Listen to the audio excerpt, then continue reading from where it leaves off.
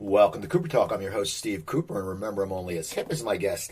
I got to tell you something, people. My guest, this is the third time she's been on the show, and she first did it 9 years ago. She was episode 150, and then she did it almost 6 years ago, and she was episode 572, and now she'll be episode 933. It's just amazing, and I met her. I've known her husband. We did stand-up comedy together back in the day, and he always had luxurious hair, and it still looks good. Not as good, but it still looks good. And she, she's always worked. Since I've talked to her, she's always worked. But just right now, it's funny. Like, she's just blowing up. She's everywhere. She went to the Emmys. She's on a great show. She's on some... We're going to talk about all of it. And my guest is Rose Abdoo. How you doing, Rose? Hello, it's great to be back with you, Steve. It's amazing. I remember you did it the first time. You've gone through my three metamorphoses of my show. You did the first time in studio in Burbank, which John also did, and then you did it in my Skype age when we did an audio Skype. And then when I moved back east, I kept it going, and I actually like the Zoom better because I can interview people anywhere because it's like in Philadelphia.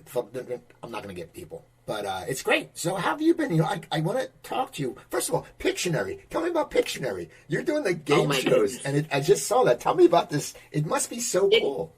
Perfect timing to do your show today because my Pictionary episode airs today. I actually did 7 different episodes, and I always played against Vanessa Mitchell, who's a stand-up, and Jerry O'Connell hosted. It's really fun. Instead of the old-fashioned magic marker on a big pad of paper, there's this newfangled big iPad situation, and you have a stylus, and you have to go really fast, but you're encouraged to use colors, which really can trip you up because you have to click on there. It's just more high tech than your standard at-home Pictionary game, but we had a lot of fun and played with a bunch of different couples, and you'll see. It's brilliant. It's like. We pretend we're in Jerry O'Connell's living room and he's just hosting it. It turned out good. How does that happen? Like, does your agent call and say, "Hey, Rose, we got a Pictionary," or is it someone came out that likes your work, or how do you get on game shows as not a contestant, as a panelist?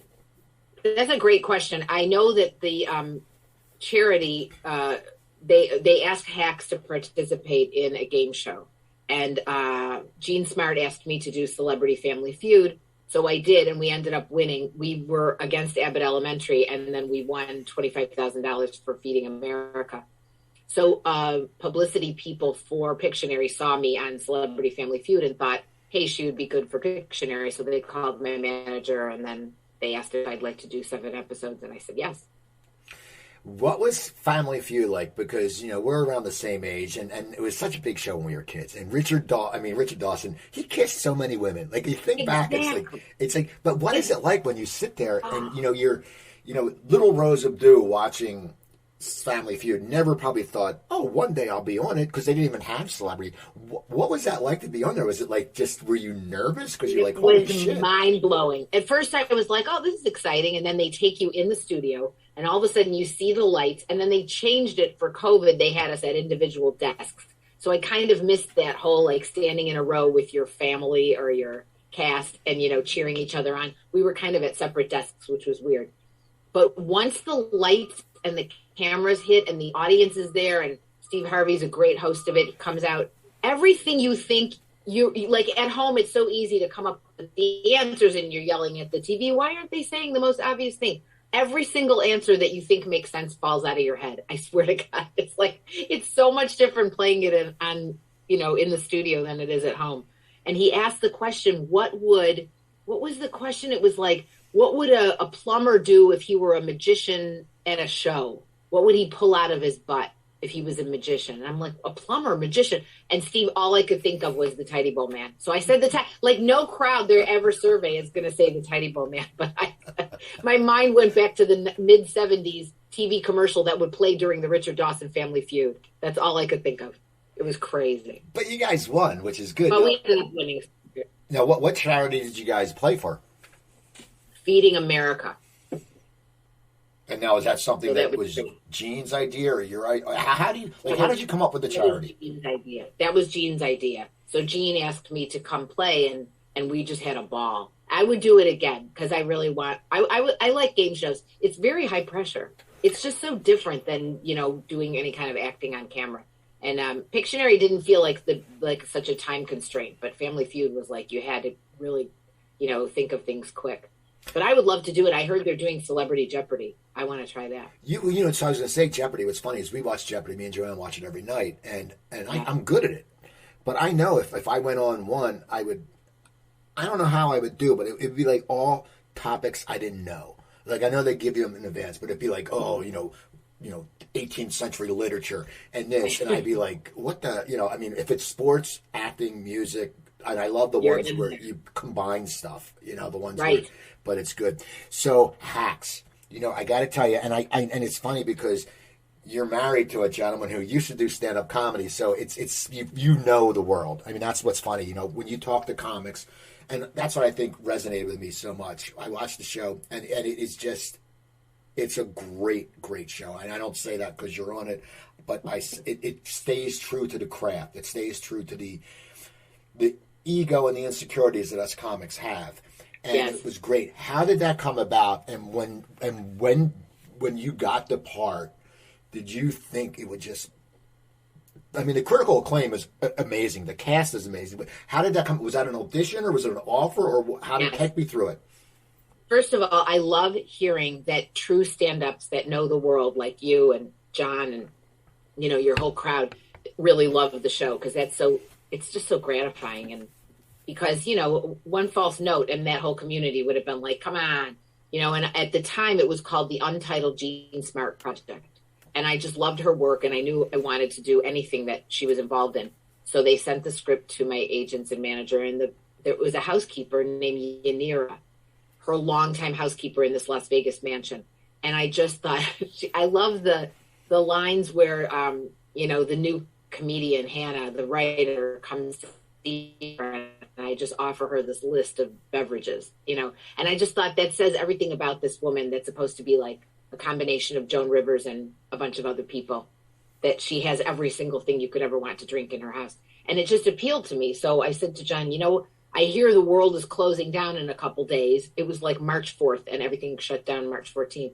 I said, I want to make a tape for this. And, some of my agents were like, you know what? This seems like it's a housekeeper. I go, there's something about this pilot. I just think it's fantastic. I really want to make a tape for this.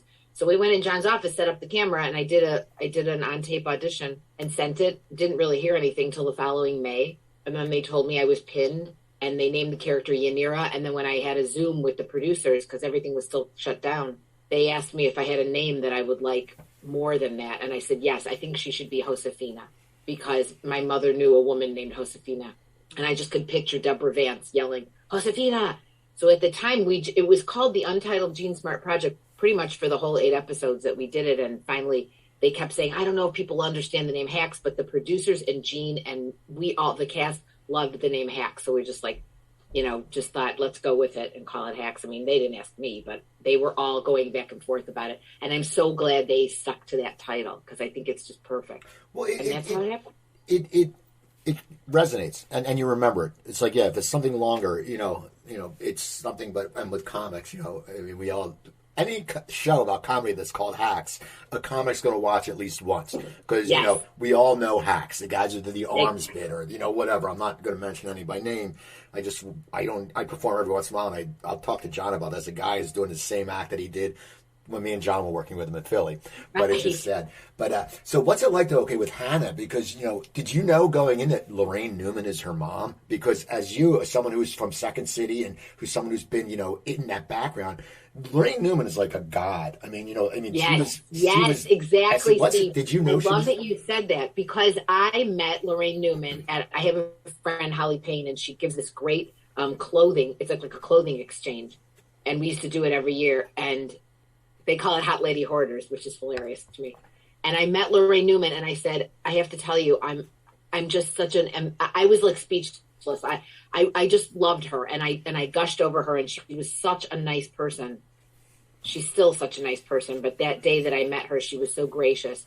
And we were, picking out clothes, and she said, oh, I have a teenage daughter, and, she might like this. So I go, oh, we'll try this. And I actually picked, so when I met Hannah the first day, I said, Hannah, I met your mom years ago. It was like at this point, like 9 or 10 years ago. And they said, I actually chose some sweaters for you when you were a little girl. So it was like such a fun, way to tell her that it's like, hey, I already know your mom. She is she's just so naturally gifted, her timing, and she's just a lovely, lovely individual. I just really like being around her. She's just like, I told Lorraine, I go, you've done such a great job with your offspring. They're just incredible people. And she's really like one of those people that loves to hear about the old days of comedy. And she's her stand-up show is incredible too. So it was really, really a joy to work with her. Well, also Jean Smart. Jean Smart's one of those people. It's so funny when you think about it. She's nominated for Hacks, and then she was nominated for Mayor of Easttown. She's just and she's been around forever, and she's always worked. You always sit there and look at people's work, and you're like, holy crap, she was a designing woman. And then you go, oh my God, what is it like to work with her? Because, I'm sure you've run into people who have maybe egos, but she just seems like she's just cool. What was it like? She is the coolest. She's so down to earth. She's another one that when I met her, I was gushing over her because I had just seen her in, she played the mother in Dirty John, that series. And I just thought she was so incredible. And I had seen her in Fargo, and I just love her. She's the coolest, most down to earth person. And she's just like all about making the scene great, very, I used to hear interviews with actors who would go, she's a very generous scene partner. She's generous. And I kind of didn't understand what that meant. And now I really get it. It's like, you just know when the person in the scene with you is trying to make you look good and you're also doing that for them. And that's where I really do think Second City actors, Second City trained people like myself can be good at this because your job is to make your partner look good. It's not about like yourself. It's about being in the scene and being real with the other person. And I just felt instantly like I work for you and I love working for you. So I just thought Josefina loves Deborah. She just, there's no resentment there. Like she always treats me like we have this shared history for many, many years. As soon as we did our first scene together, I thought, wow, she just makes it easier. I can't say enough about how much I just want to get to do more scenes with her. Now, when you audition for Josefina, where did you get the accent from? I know you have you're diverse culturally. You have different nationalities, and you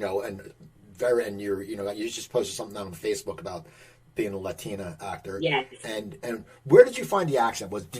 I talked to Yul Vasquez, who when he did the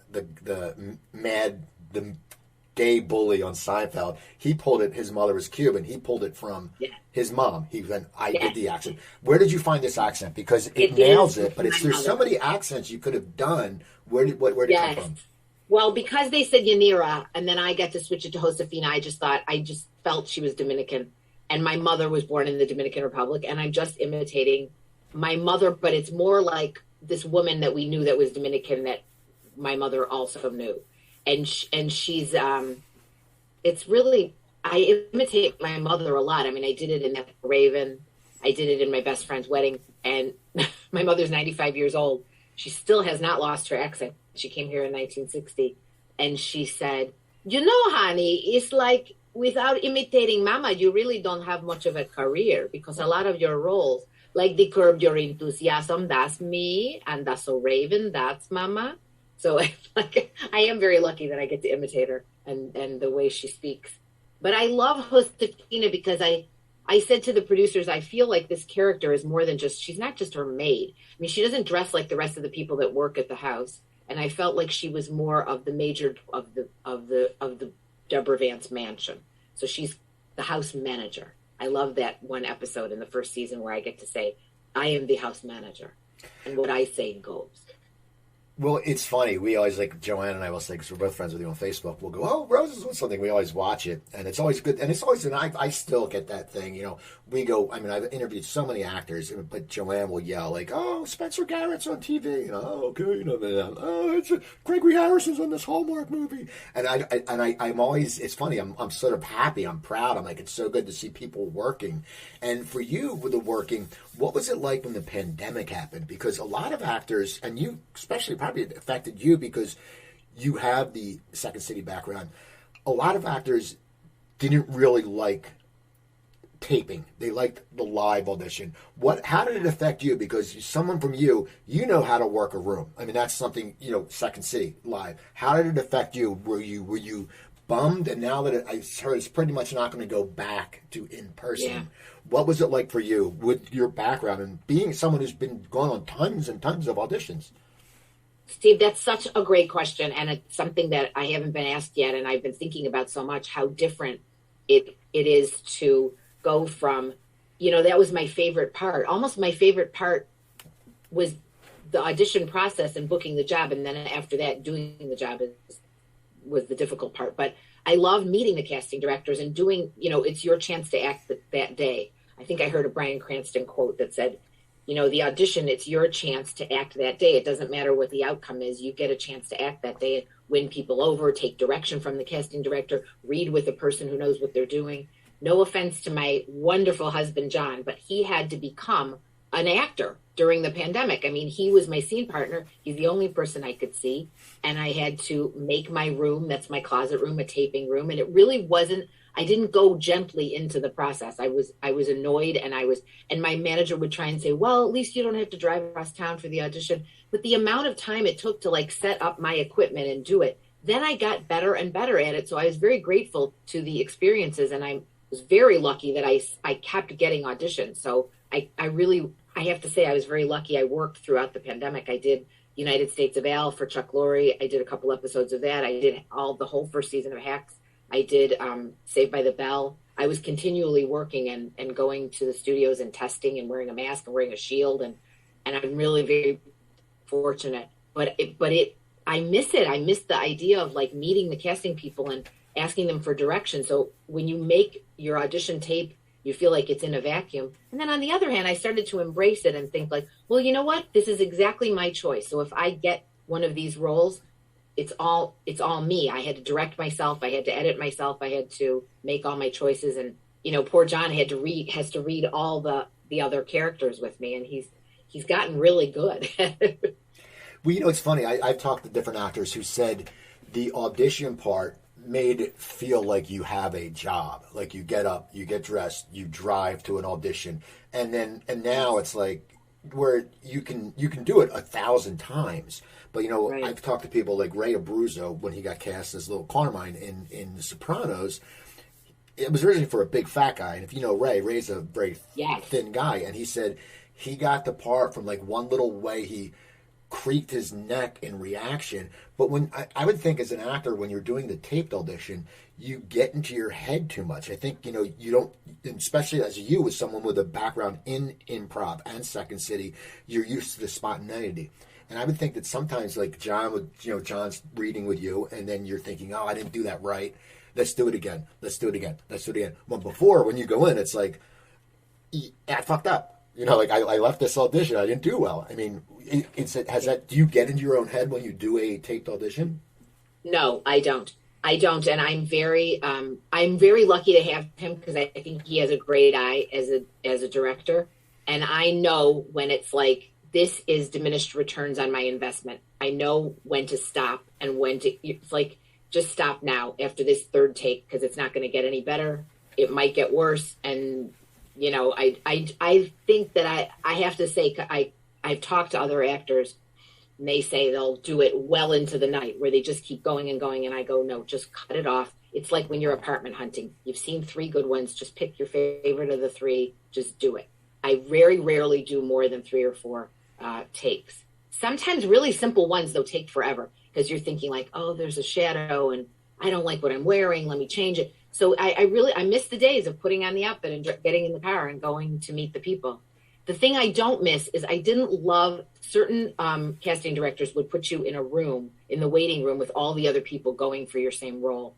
And that, I never loved that part of it. I mean, they're all talented and you talk and sometimes you run into people that would talk to you almost too much to try and, I don't even know if it was to distract you or because they were nervous. I don't miss that energy. I don't miss mixing with people that are also going for your role. Because sometimes I would sit there and put my casting director hat on and think, well, shoot, I'd give it to her. She looks better for this than me. And then you don't want that energy either. So I was trying to just look for the advantages of doing it alone in your room. And then I know you'll appreciate this, is a strange thing that happened is in 2011, I had appendix cancer and I was very sick. And my sister visited me and brought me this beautiful blue blanket that was my chemo blanket. And everyone said, oh, get rid of that so it doesn't remind you of those days. And I needed a good background that was like a nice light color in my room because I didn't want to paint a wall for a taping wall. And I have a screen. So one day I just took the blue blanket and threw it over the screen. And it was like the perfect background because it absorbed sound and it was the right color. So there's something I like that appreciation of gratefulness when I approach every part where I look at this blanket and go, look, this used to be on my lap during chemo. And now it's the background for this tape I'm making. And it's the idea that I even get to do this. I'm so grateful. It's not lost on me how cool it is that I even get to do something that I've loved. Since I'm a kid, I loved watching TV. And I wanted to be a person on TV. Not to the point where I was like, oh, I'm dying to be an actress, because I really wanted to be a newscaster when I was a little girl. I might have said this to you in one of our other interviews, but I really think this is something else that I get to be like the people that I used to watch, I want to talk about the Emmys, but before I lose my train of thought, I posted something about goldfish crackers, and I don't trust people. And now I couldn't decide if you're an anti-goldfish person or you like goldfish crackers. You posted, we'll talk about it. I love that because I think I remember that. I love when you post about food. I have to tell you this before I lose my train of thought. When you take pictures of your meals, I always want whatever you're cooking. But it's like good eating at the Coop House. I'm like, why aren't I at the Cooper House? Like, I love the stuff you make, like almost exclusively. Like, I think there was like one thing with the sausage that I went, I wouldn't eat that. But everything else you create, I love. But the goldfish crackers always appeared in every craft service table. And I loved them as a child. Pizza flavored goldfish crackers. I used to love them. Then people would like stick their hand. That's one thing that changed with COVID. Just scoop up goldfish crackers. And I thought, I don't want to touch all those fish that everybody else has been eating. That's disgusting. So I stopped eating goldfish crackers. But I loved them when I was a little girl. I thought they were the best. But now, no more. No more. How has Crafty changed? It's funny, when I would do some background work, and then Joanne did background work, you'd always come home with a bunch of those the Nature Valley bars. Right. You just put the shit in your pocket. I got a bag. I'm gonna put it in, and we had so many bars. I mean, I think when we moved back east, we still had like 80 bars, and then Joanne would come home with like, oh, I got this, or you'd see like a little pack of things. That's part of working. How has Crafty changed? How it's changed? The craft service has totally changed because I realize now it's in a tent, but there are little holes, like little window screens, and you have to go up to the window and order what you would like from the person behind the counter. So they're still very plentiful, but you have to say, excuse me, could I get, one granola bar, and see over there that stick of cheese? No, not that one, the one next to it. And I realized that my shyness of wanting to like ask a person for snacks, it's really helped not gain weight on productions because you're just not on your own going, let me graze at the table. You have to ask someone to hand it to you through this little hole. It's taken away the fun, I got to tell you, Steve. I would. And how has it also taken away, I'm sure, because, it's an old thing, back of the camera, front of the camera, but they usually get along. I know sound guys who are the best guys, but has it, yes, it's changed probably because now you guys are pretty much isolated. So is it weird? Like you don't get that community feeling, like when you were in the Gilmore Girls, because it ran for a long time. You guys were all probably like a community, like the sound man and then the cameraman are coming back, and you interact with them, you joke and you bust chops. But what's it like now? Is it two different worlds? Like you guys don't even really get to really different. That's a great question. Between the first season of Hacks and the second season, it was very different. The first season, here we are trying to get to know each other, and we have to sit 6 feet apart. There's a COVID officer telling you, don't interact. You have to keep your mask and shield on between takes. So you don't get to know people, just their eyes. You're sitting very far apart. So you're trying to like talk between, there's a lot of downtime where you're waiting for setups. It's really hard. And I felt like just shy. It's hard to get to know your fellow cast members when you're isolating like that. And at lunch used to be the time where you'd like maybe eat with people and kind of get to know them, your hair and makeup people or props people. No, you have to take your meal that's prepackaged in a little box and go to your trailer and eat by yourself. So it's an adjustment. But then the second season, things loosened up a little bit. We were all vaccinated and they test a lot of PCR tests, rapid tests, and we got to at least be closer to each other. It seemed like the second season we got to hang out and spend more time together. But yeah, it's very different. And then I did the new show I'm working on. They had a premiere party and we ended up, it was outdoors so we could all be around each other. People were saying hello to me. I didn't know who they were because on the set, I only saw them, they had hats on and I only saw their eyes. So they're like, hey, Rose. And I thought, I don't know who you are. It was like, I'm the DP, and they would reintroduce themselves. And it blew my mind. I was like, I'm seeing your whole face for the first time. It was like meeting people for the first time after I'd already worked with them for months. Very weird. Now, what was the Emmys like? I know you had great pictures, and you have a picture of you with Chris McDonald, who everyone loves Chris McDonald, and Shooter McGavin, and he's just one of those guys. He's great in everything he does, and he's like you. He's versatile. You can do comedy, you can do drama. He's not a man of one hat. Just like, oh, well, I'm Shooter McGavin. But what were the Emmys like? Because as a kid, you love TV, and I'm sure you probably grew up watching award shows. Yeah. And then to be there, I would think it would just be, like, it would bring a tear to my eye. It would be overwhelming if I went because you're like, holy shit, I'm at the Emmys. Really cool. I mean, yeah, it was really, really cool. It's a lot bigger than I thought it would be. I don't know what I was thinking, but at the Microsoft Theater, I think it holds like 6,000 people. There were so many people. And it's so overwhelming. And my seats were pretty good. I sat with Chris McDonald. He predicted every single category. I couldn't believe it. I was like, you got to put money on this. Every single category he got correct. It just blew my mind. But I was really, really happy. Of course, thrilled for Gene. Of course, we wanted to win. Hacks lost to the Screen Actors Guild to Ted Lasso, and then the Emmy both years for Best Comedy to Ted Lasso. So it's one of those things where you go, oh, the category is just tough. Like, there were just so many good comedies. So it's like I almost felt like I could relax after we didn't win because you're waiting to see, like, am I going to run and have to be up there with the whole production? It was exciting. So I wondered what it would be like to just go as a person just going to the Emmys who enjoys TV without that nervous feeling of, like, are they going to call our names, in the category? But it was exciting, and it made me want to go again. It made me want to do it again. It was a very, very big honor to be in a show that was nominated. Now, did you get a gift bag? I did get a gift bag. No, I've heard these things are elaborate. Well, this one that I got had the most expensive, unusual blow dryer. I got an amazing blow dryer. It's so powerful. It blew the pictures off the wall in my bathroom. What else is in the bag? What else? Like, what, for you Hollywood big shots, what else is in the bag? Well, the fun part of the Emmy gifting suite, they take you to a gifting suite and you get to meet people who, like, have invented products. So it's everything from, here's a super fancy carrier for your little dog.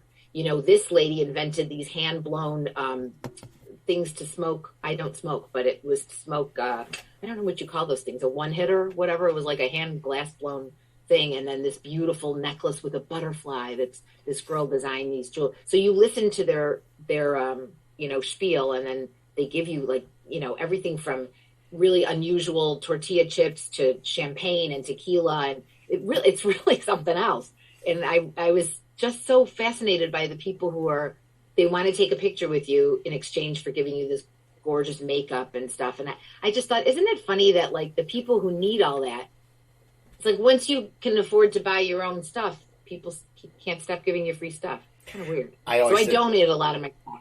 Well, yeah. I always said that I used to wait tables at Planet Hollywood, and they'd always comp the celebrities. I'm like, well, the celebrities, Arnold Schwarzenegger doesn't need a free meal. Right. It's like the person sitting there with, like, 8 kids who's 26. They're the ones who need to. I gave a lot of my stuff to people. Now, how do you choose what to wear? Because it's a big night, and you're going to be photographed the whole time. I mean, that's the thing. Like it was funny because Joanne wore a dress to the rehearsal dinner. Was a flower dress, and we were both like, Rose would love this dress. Love her. Tell her, and I know I'll get to tell her when she comes in to say hello. She always looks red carpet ready. Your wife, she really, really has phenomenal taste. Like her wedding gown, and she has great taste. it's hard. It's like I love clothes and I love fashion, so I really it's like you have to pick something that's going to look good from every angle, and it can't be too shiny, it can't be tight, it's got to be comfortable. But the thing that I learned, I watched Cynthia Erivo, who's an actress that I absolutely think is amazing, and I saw her at one award show, and she had on sort of Doc Marten combat boots with her outfit, and I thought that is so brilliant.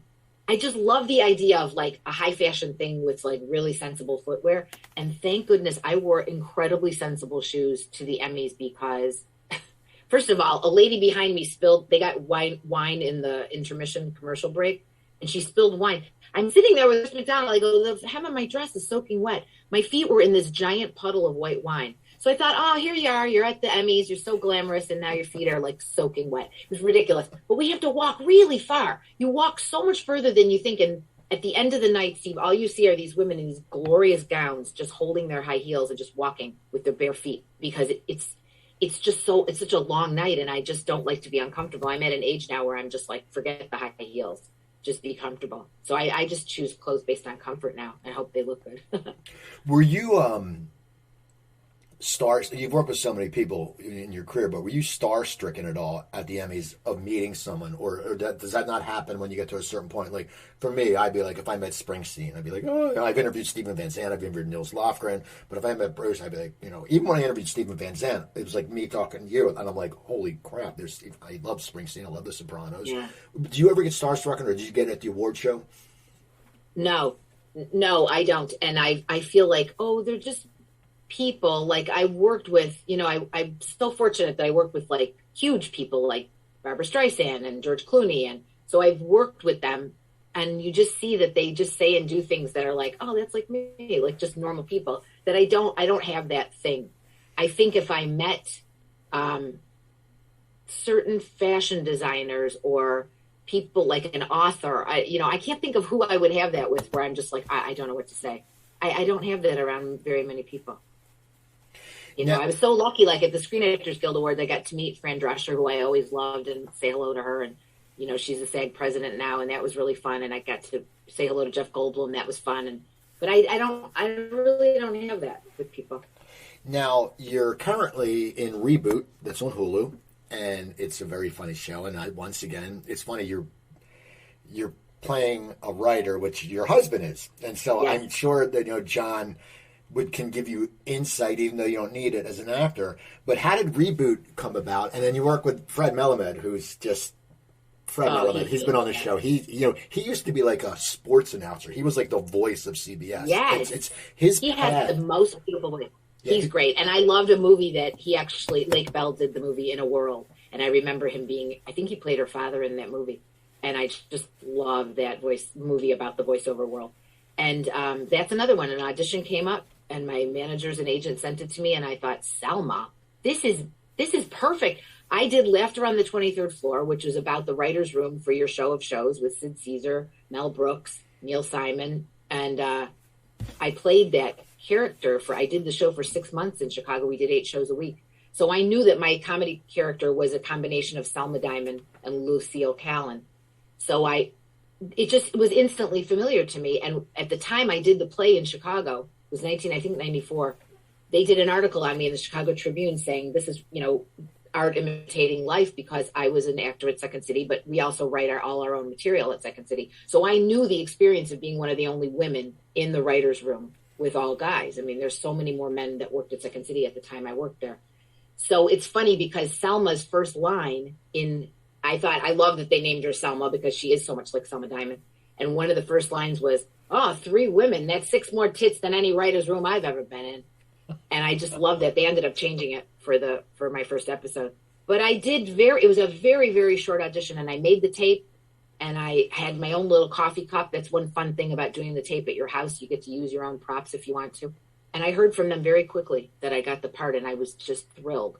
So yeah, that recurring role came from a little tape that I made right here in my little, where I am right now in my taping room.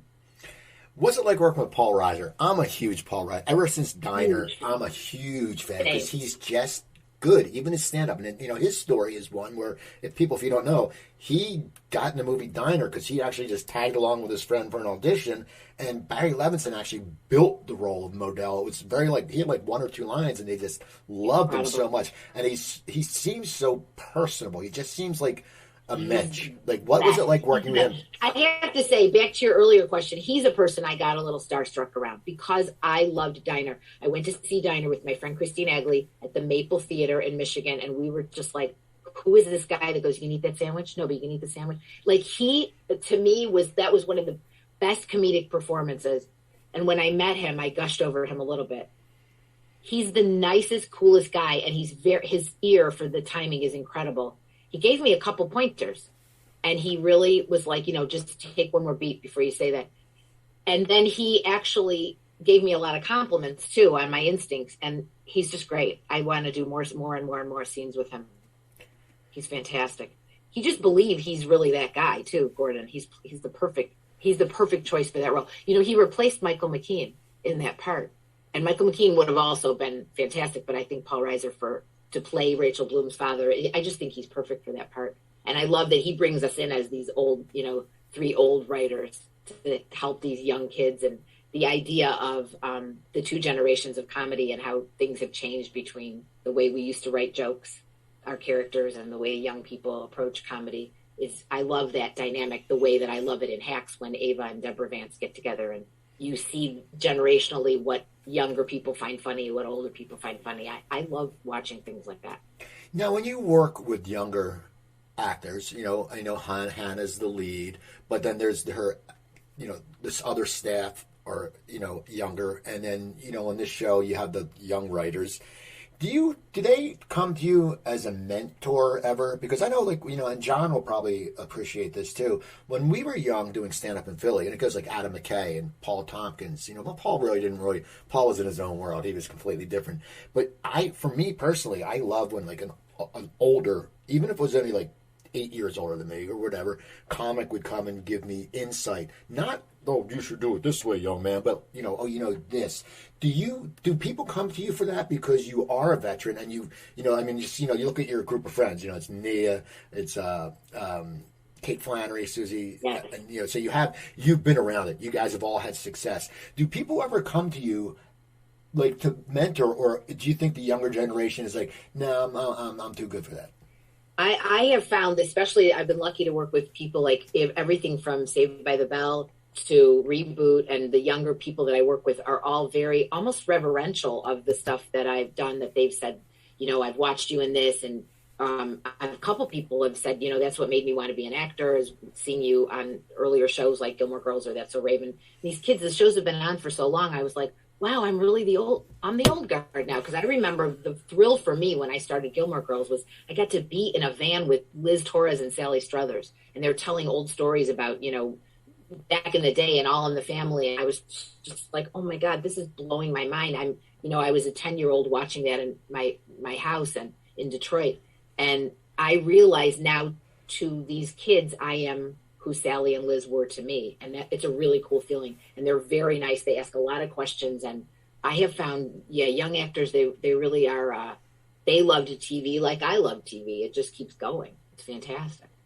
Now, what was Saved by the Bell? It's funny. I watched the first season. I never saw an episode. I maybe saw one or two. And it's funny. Me either. I never watched it. But then I don't know why I was flipping. You go through that thing. Joanne watches a lot of network TV. And right now, and we have a big argument because the show Manhunter, I kept saying, I want to see it. And she goes, oh, and she never, and then all of a sudden I come home one night and she's watching it. I go, what the hell? And she goes, oh, well, you never really said it.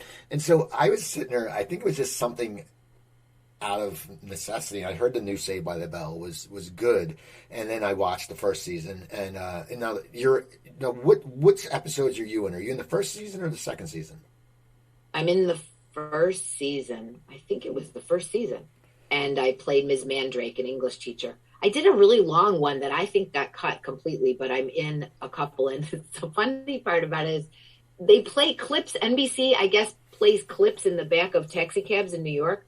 So most people have taken pictures of the screen in the back of their cab in New York where it's a scene with me and Haskiri Velasquez, who's this incredibly talented girl that's Daisy on Saved by the Bell.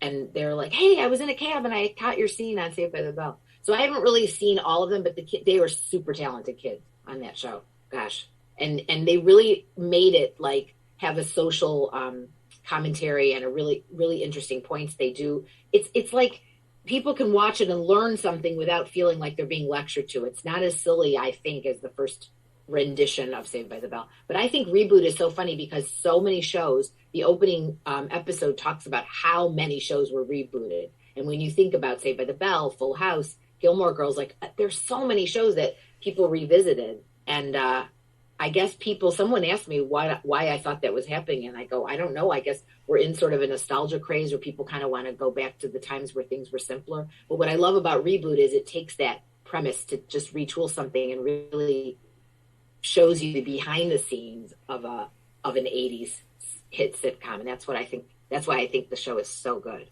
Well, you know what bothers me? The only thing that bothers me about the show is it's Hulu, because we really liked it, and you want to binge it. You know, you sit because we're so used to binging, and then you sit there and you go, oh, wait a second. You know, so we didn't watch the 4th episode yet because Joanne, we watched 3. It was one of those things. I wanted to watch a baseball game, and I said, we got to watch Rose's show. She's coming up. So we watched the first one. And oh, this is really good. We watched the second one, then the third one. And then I think Joanne had something. As I said, she's the network TV person, so she had something. So she went into the room. I'm like, let's watch a 4th one. She's like, no, I have another, you know, but it's, and then you sit You're there. You're going to really like the 4th one. I'll tell you that right now. But you sit there and then you go, oh shit, I can't watch this until next week, which is funny because that's how we grew up. You know, we didn't know, and there was no TV in summer. We didn't, I mean, basically you sat there and watched reruns.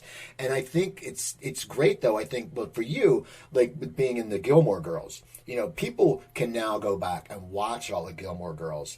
And now, you know, I had talked to you, last time I talked to you, you were going to a Gilmore Girl retreat, but it was where they had this That's right. It was in a town. Do they still do that? Yep.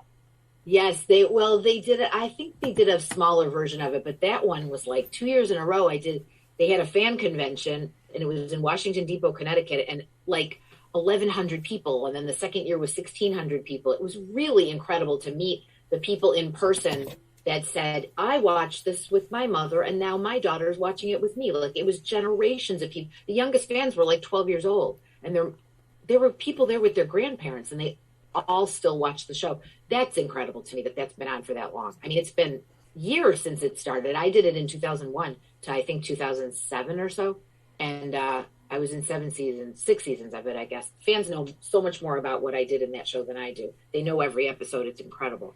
But that's really fun. And now I think it picked up, you know, when it was on the air, I think people watched it, but not like compared to when Netflix started to stream it or it started to repeat like that and people could buy the DVDs. It has gained popularity.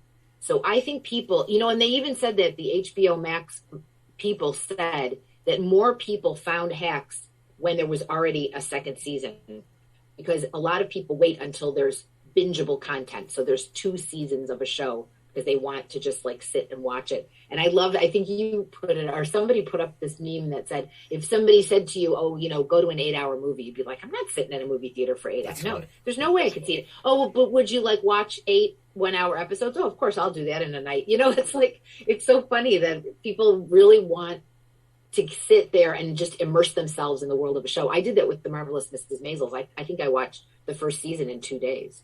You know, I love when there's a bunch of them all in a row. Well, it's funny. It's like and also, you know, with the thing upside of binging is you can, as why people come back and watch it, I think a lot of times is you get other people's opinion. You're not going in firsthand. Like I watched that show, Peacemaker. I don't watch any Marvel stuff. I was on Chris Nanzini's podcast. He got mad because I didn't know there was between Marvel and I don't know this stuff. But I was like, I never saw Suicide Squad, but I saw some people go, oh, this show is really great. And I ended up binging it and I loved it. And I think now, like with Hacks, you know, when you think about it, some people who are older probably think, oh yeah, we saw Punchline. That, you know, it wasn't anything like comedy. You know, it's nothing like a Lockers at a comedy club. That doesn't happen. And I think what people, when they sit there with Hacks, and then now I think with Reboot also, people are going to say, this is really good. And that's the thing. We're investing our time. We're not going in blind. And when you sit there, and then you have someone to bitch at if it if you don't like it, you go, oh, that movie sort of sucked or this show. Yeah. But it's one of those things. I think it's a great time for actors, and now for you, it must be great because there's got to be a lot more roles now.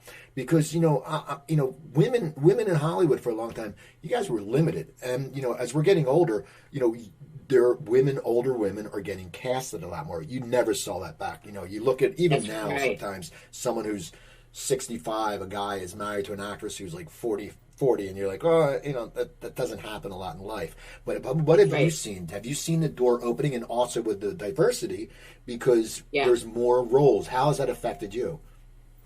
I feel like now I've just embraced. I had an agent years ago that said to me, "Oh, you're just gonna really hit your stride past 45."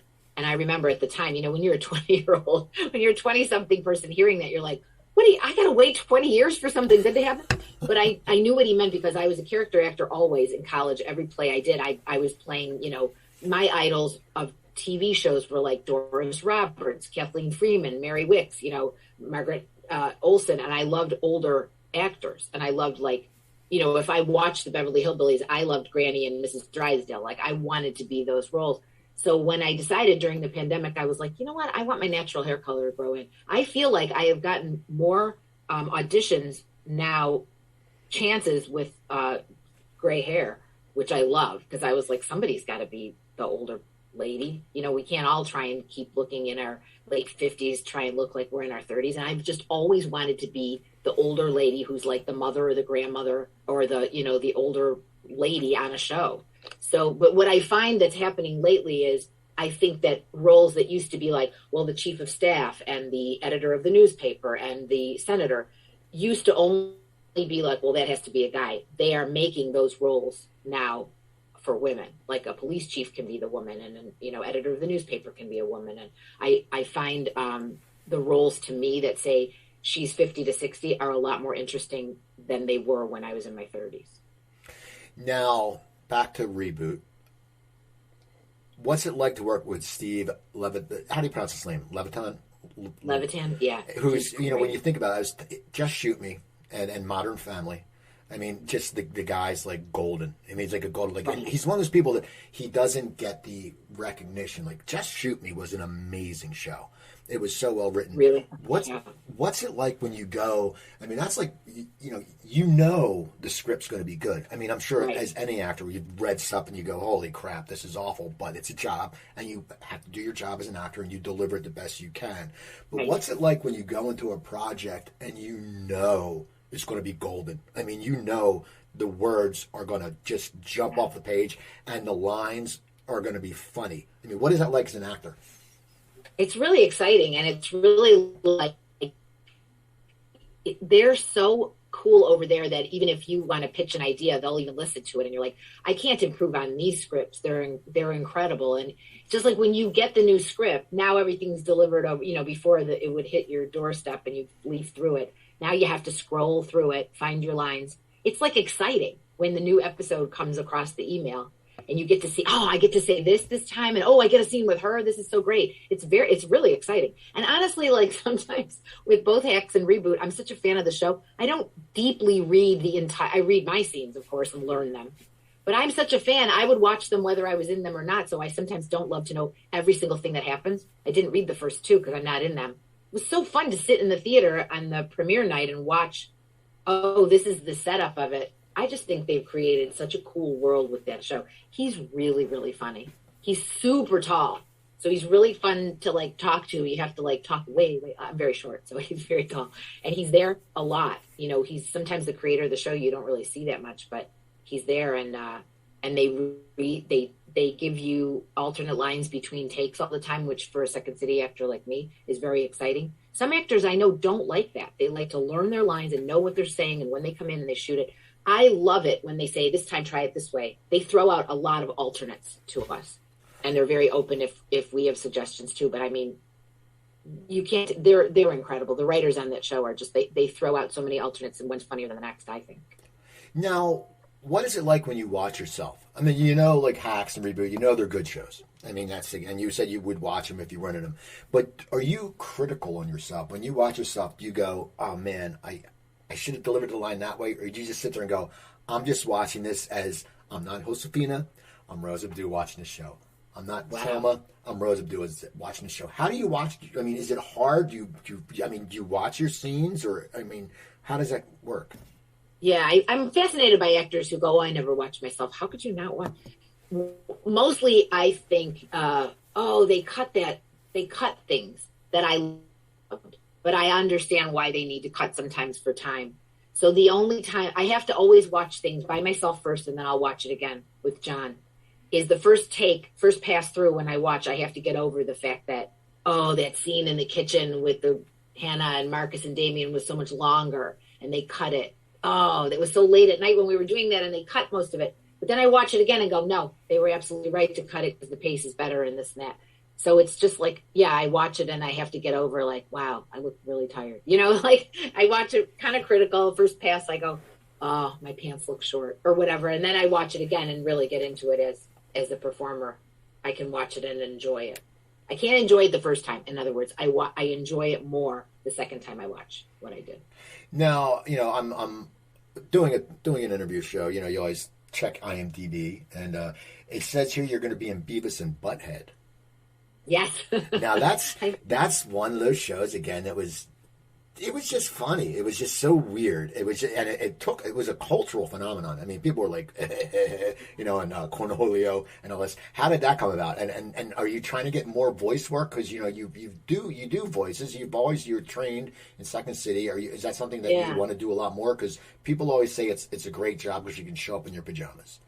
Yes. Well, during the pandemic, my voice agency switched. They kind of got rid of all the sort of rank and file people and kept just celebrities, it seemed like. Anyway, we just all found out in an email that we were no longer represented by them. So I went with the same theatrical agency that I have. I went with them for voiceover, and all of a sudden I was getting so many animation auditions. So I was just thrilled. And I ended up, it's so funny because I was in Michigan visiting my sister, and I got an animated audition for a show called Captain Fall for Netflix. So I just recorded it on my phone in her little closet room, and I ended up booking it. And I think I've done like 3 of them. It's called Captain Fall. That's going to start on Netflix. And same thing, we have a little booth downstairs in my wardrobe closet. I have a closet that's just for clothes for auditions. And I went in there, and John's my little studio engineer. He really has been so great to be my reader, my engineer, my manager, and my home manager rather. And we put that on tape. I think I play a principal, and then I got it. And it was the greatest job ever. I got to go and record it, and it was just super fun. And I'm doing another job like that for Robert Smigel cast me in Hotel Transylvania, and I had worked on stage with him in a stage show with Bob Odenkirk, Conan O'Brien, Robert Smigel in a show called Happy Happy Good Show, live on stage in 1988 in the summer in Chicago. And he remembered me after, it was about 20 years later. He said, I really wanted you to do some voices for Hotel Transylvania. So I got to do it. Then he remembered me again for this new feature they're doing called Leo that Adam Sandler is also involved in. And I just love Robert Smigel. I think he's one of the funniest, most talented people. And I got to go to Netflix. Steve, talk about snacks. Oh my gosh, Netflix has the office in Burbank where the old Playboy studio used to be on Empire Drive. It's just snacks as far as you can see. I mean, Netflix feeds the people so well. The cafeteria is incredible. It's just snacks, snacks, snacks, snacks. And I just did it last week, and I got to go record. It's the greatest. You're just in the booth going on, creating a whole character. How I look does not matter. I can just look however I want. I mean, I always dress up for a voiceover audition even, but I love the idea that I could play a character that physically I would never get cast as on camera. That's what I love about voice work. Now, I see your post sometimes. You've seemed to become good friends with Sally Struthers, which is just, it's once again, you sit there when you're reminiscent. I mean, I'll be 59 in the end of this month, and I still remember, Saturday night, All in the Family, with my family, we would all watch it together. And what's that like? Because someone who's gotten to acting, that was such an iconic show, and then for you to become friends with one of the stars, I mean, once again, like with the Emmys, as a kid, you probably never thought, I'm going to hang out with Sally Struthers. Did that relationship start in Gilmore Girls? And how did you continue? Because a lot of times people do a show, and they don't see each other, and they whatever. How did that come about? Right. That's a great question. And we met, on Gilmore Girls, and I was starstruck when I met Liz Torres and Sally Struthers, because All in the Family was everything to me and my family. And she's just so much fun. And we had a ball on that whenever we would see each other, but I was only recurring on Gilmore Girls, so I didn't see her that much. Then she did a play. She substituted. She had to understudy, I think, Penny Marshall in a play called Sheldon and Mrs. Levine. And my dear friend took me to see it. And I saw her on stage and she just blew my mind. Like she's just an incredible performer. And she was incredible as Gloria, but her range is so huge and she's so captivating when you see her live that I went, backstage and I said, oh, I played Gypsy. And she goes, of course, Rose, come on. We would hang out and eat lunch. But it had been like years since I had seen her after Gilmore Girls was off the air. So we kept in touch. She invited me to her birthday party and I went. And then when Gilmore Girls had a reboot, we just hung out all the time. And then she became like, I had never had a dog and she had many dogs. So she became the godmother of our first dog. And then she's just become like a family member to me. And I just love her. So I just went to see her in Young Frankenstein and she just played Frau Blucher and she held the audience in the palm of her hand. She has a solo that just stops the show. She's just incredible. And she's, I think, about 70 years old. And she just leaps around the stage like a 30-year-old. I can't say enough about her. I just admire her so much. And it is really fun to be her friend because she tells we'll just talk about average things. And then all of a sudden she'll tell a story about, being in 5 Easy Pieces or something. She's just had such an incredible career. Well, you have a cool group of friends. Like, what is it like when you guys all get together? Because, you think, and Kate's been on the show, and Nia's been on the show, and Susie's been on the show thanks to you, and John, just whatever. But what's it like when you guys get together? Because there's so much talent, and I always laugh, Jeff Martyr, John knows Jeff. I don't know if you know Jeff. He has a very good comic. And I used to write for a website with Jeff and a guy named Neil Boble. And, comics, whenever we talk, we tend to stand up because it's just a reaction. And I'm not a competitor, but some comics are very competitive. What is it like when you all go out to dinner? One, people must be like, holy shit. Oh, there's Josefina and there's My Greek Wedding and there's, The Office. What is it like when you guys all together? Is it just a blast? Because you've known each other. It is a blast. I have to say it's kind of a blast and it's really loud and really fun. And it's one of those things where I think we all are such fans of each other that when we make each other laugh, there's no better feeling because you're making someone laugh that's also very funny. And it's like they're not easy. It's not an easy audience, but it's super fun. You feel like just happy when you can make someone whose work you admire and who can crack you up in real life too laugh, And there's a lot of private jokes and a lot of, I don't know what it's like for people who weren't around Second City, but I think Second City people might annoy a regular person or whatever, but I just, it's a lot of fun. That's all I can say. It's a lot of fun and a lot of very supportive of each other and really it's been exciting to see people's careers take off. And, I got to go to New York and see Susie on Broadway in POTUS. Incredible to just know that we were like, hey, we both toured with Second City and, went to different cities and packed our little red bag that said Second City. And now she's on Broadway. I couldn't be more proud of my friends. And, Kate has done incredible things. I love seeing her, just the success of The Office. She gets recognized everywhere we go. She is so distinct looking and she's so good with the fans. That's another thing I love about my friends, that when they get recognized, they're very kind. Like Nia gets stopped. You go through it has been years since the pandemic, but you go through a mall with her and she's like, I said, if you go to a Greek restaurant with Nia, it's like being with a Beatle. She's like, it's incredible. And they're very gracious and stop to take pictures. And we all try and do that. None of my friends who have had a lot of success are abrupt with people who approach them, because it's not lost on us how special it is that people even care about what we're doing. So what's in the future for you, Rose? What's coming up? Hacks? Coming up, they're talking about the third season, and I've heard a rumor that they want me to do more than just 4. I think of the next 8, if there's going to be 8 in season 3. I think I'm going to be in more of them. I hope all 8 of them. And they're working that out now. I think that's going to start the end of November. I did an appearance on Ghosts for CBS, a show that I didn't know about. I know a friend from Second City, John Hartman, he was on that. So I started watching it because I thought, oh my gosh, I have this role on this show. I got that from making a tape in my sister's sun porch when I was on vacation in Michigan. So there are very good things about being able to audition from anywhere. And I sent it in and I got cast and I went to Montreal. The most lovely cast and really, really funny people on that show. I'm a huge fan of that show now. So that's going to air sometime in, I think, November. I'm in a movie called Something from Tiffany's with Zoe Deutsch, and that's going to start, I think, around Christmas time.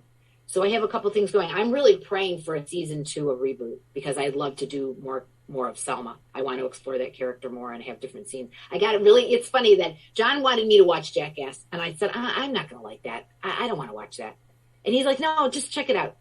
I laughed so much, I was embarrassed how much I laughed. Oh my gosh. So I got to meet Johnny Knoxville, and he said to me, I really hope we get to do a scene together. He wrote me a private message telling me how funny he loved my scenes in Reboot. And I said, I really want my character to work with you. He's doing such a great job in this show. I'm just such a fan of his from those movies, which I can't believe I loved, but I did. And he's fantastic on this show, too. Really good.